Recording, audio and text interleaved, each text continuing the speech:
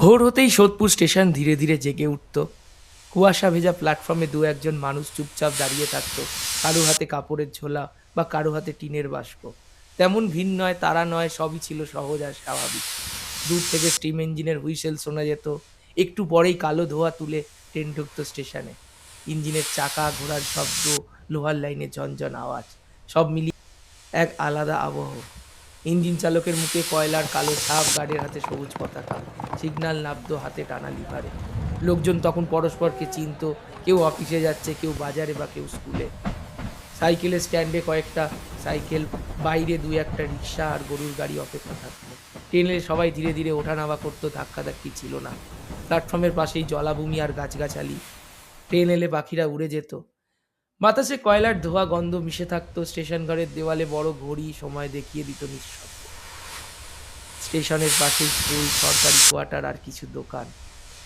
মালগাড়ি এলে গম, চাল, পাথর নামানো হতো। সব কাজ নিয়ম মেনেই চলতো। চায়ের দোকানে খুব বেশি ছিল না, হকারও ছিল না। সোদপুর তখন এত ব্যস্ত ছিল না।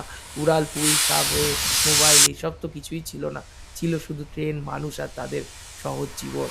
আর সব বদলে গেছে, স্টিম ইঞ্জিনও নেই, ধোঁয়ার রেখাও নেই। কিন্তু ভোরের কুয়াশায় দাঁড়িয়ে চোখ বন্ধ করলে মনে হয় সেই পুরনো সিটির শব্দ এখনো ভেসে আসছে।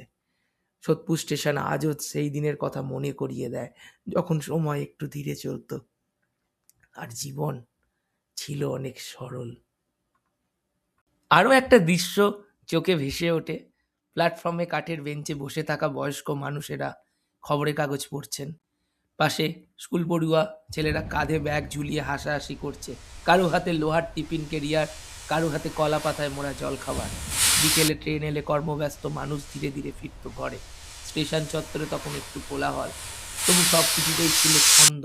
সূর্য ডুবতে ডুবতে লাল আভা পড়তো লাইনের ওপর, আর স্টিম ইঞ্জিনের শেষ সিটি মিলিয়ে যেত সন্ধ্যার আকাশে। সেই দিনগুলোতে স্টেশন শুধু যাতায়াতের জায়গা ছিল না, এ ছিল মানুষের দেখা, সাক্ষাৎ, গল্প আর অপেক্ষার এক সহজ ঠিকানা।